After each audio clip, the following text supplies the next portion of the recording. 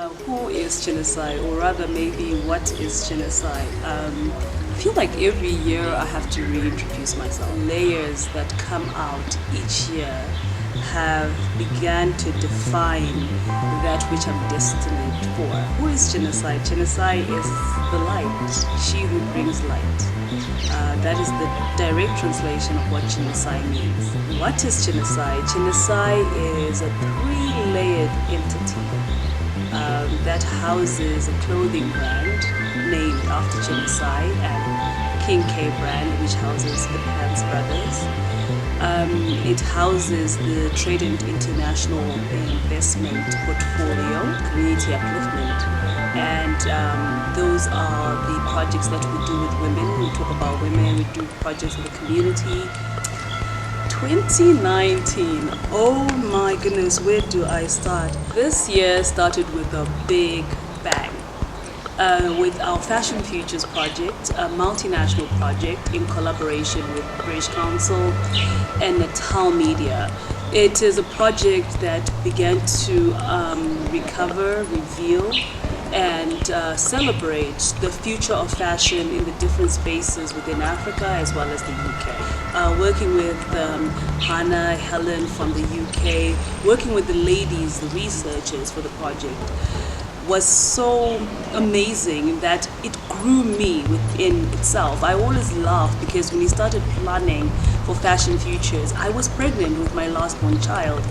And it's interesting now, my child is walking. So I look at him and I say, little Fashion Futures baby. And it was such a bang. We traveled across Zimbabwe to Bulawayo to bring the vibe and the heartbeat of fashion into the city of blues, which I think, as I said, should be the cultural capital of Zimbabwe. There's so much character in Bulawayo. Thereafter, we started working on developing the stories for Fashion Futures, which we are getting excited. We are launching them in January, so stay tuned. This is not to be missed. I was invited onto a table to discuss the issue around the hub sector of Zimbabwe. And Chenesai being Chenesai, I said, you know what? I can volunteer to be the project lead for whatever we're going to develop. We had Hub Issue Series 1, Hub Issue Series 2, where the idea was to establish a platform where hub users and hub managers can come and start talking about what's happening in the hub sector with really no intended outcome. And it was interesting at the end of this three-part series and attendance at Soul Creative Hub Summit in South Africa. It came up that there was a need to establish a hub network. And again, plunged myself into that work. It was exciting work for sure because my whole idea with community upliftment is I do believe that our hub sector plays an essential role in developing our entrepreneurs in the country. And this is my passion and my drive for my activity and my participation in this project. So we then went off for a hub visioning retreat. We got to partner with British Council on this very exciting journey, working in collaboration with B2C Hub, Mabazuba Hub, Amabuku Hub. And I'm currently project manager for that piece of work. It was very, very exciting to do this work, to see people begin to imagine and reimagine what a hub sector could actually look like for Zimbabwe, how the hub sector can service efficiently and sufficiently the 15 plus million Zimbabweans. And it was exciting when we had our first series of talks that brought together all these stakeholders to start debunking the entrepreneurial ecosystem in Zimbabwe. The other highlight of 2019 was actually at the beginning of the year. I had forgotten this, only because it has been an extensive year, was working with a very young and talented young lady called Rufaro Chirewa. She is the founder of Upper Step, an organization that works with students and challenges them to go beyond and above the expectations.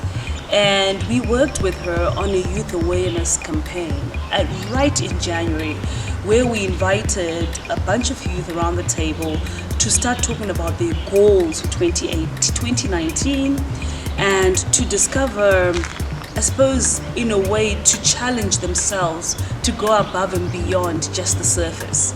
I felt that was the heartbeat for 2019. Importantly, when you start realizing that some of the things they were committing to actually started coming to fruition. The Zimbabwe Human Development Report, authored by the United Nations. My current role is leading the creative experiment that begins to talk about how do we resource creative talent to talk on issues of social development. How do we start collecting data using a creative lens? So this project, the highlight right now is we have just come out of a 4-province trip where we had a road trip visiting uncommon spaces within Zimbabwe and just interacting with Zimbabwean citizens. And if there's anything about me that makes me tick, it's that particular interaction. The cherry of this year's project. You know, let me take a few steps back. At Chenesai clothing brand, our mission statement reads that we are here to remember, recover, and reveal that which has sustained the African woman over the centuries.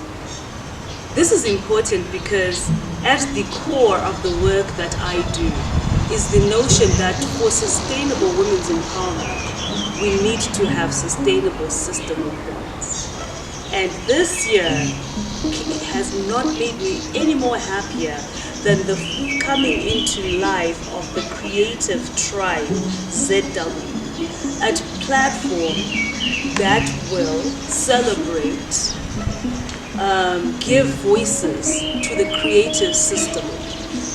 And this is such an exciting piece of work because I believe that sometimes what is important for women is to just have a safe space with safe people for safe conversation. The Creative Tribe ZW was something I launched at the Women Create Worlds event. And I remember a young lady, her name is Chico. She is currently leading this project. She came to me afterwards and she says, Chenesai, I want to become part of this Creative Tribe ZW. And I said, no, you will not be part of it. You're going to own it. Because I have launched it, I will be your advisor, you run with this. This phenomenal woman, this amazing woman, has the stride in her step. This young woman took this idea from inception to full-on production. And this for me is in itself a celebration of the talent and ability that we consistently have. And it's amazing for me to imagine that if we give each other the right form of support, the things we can achieve are unlimited. I want to say congratulations to Chico. She worked alongside 2 other young ladies, Sharon and Mungani. Together in that trio, they are leading the creative sisterhood, our creative tribe, ZW. Clothing, Chenesai, design, fashion design, aesthetic, all these things, cutting and sewing. It's my safe space. It's where I get my sanity. However, this year for Chenesai has been particularly very special in that this year tore into me a bit when it came to my clothing brand. Over the years, I felt like I feel as though we have stifled in growth. By now, as a society and expectation in any business, you should have a shop, you should be online, you should be doing this. But this year humbled me. This is the year where I began to actually understand my design aesthetic. The year that I began to understand what my clothes can do for the community and what the community can do for my clothing brand. This is the year that I have began to understand that designs that will set the brand apart. And this year we worked on a collection, two collections in fact. The first one was called the Sisterhood Collection. It was celebrating the notion of sisterhood and what those bonds can do through clothes and photography. The second collection we did was inspired by the Amagugu women of Bulawayo, and it was called Amagu. In this collection, we celebrated these women using the baskets that we acquired when we visited Amagu. This collection for me tells a story of potential, tells a story of a woman that is capable, and tells a story of a woman in need of a value chain. Another very exciting piece of work that we did this year was the birth of Voices Future Hub. I came to a realization that, all the work I do is essentially not about me. At the core, it defines who I am, but it's always about pushing the envelope and pushing others outside their comfort zone. So I started headhunting some of the top and young creators in Zim and brought them together and said, look, here's an opportunity to develop a hub.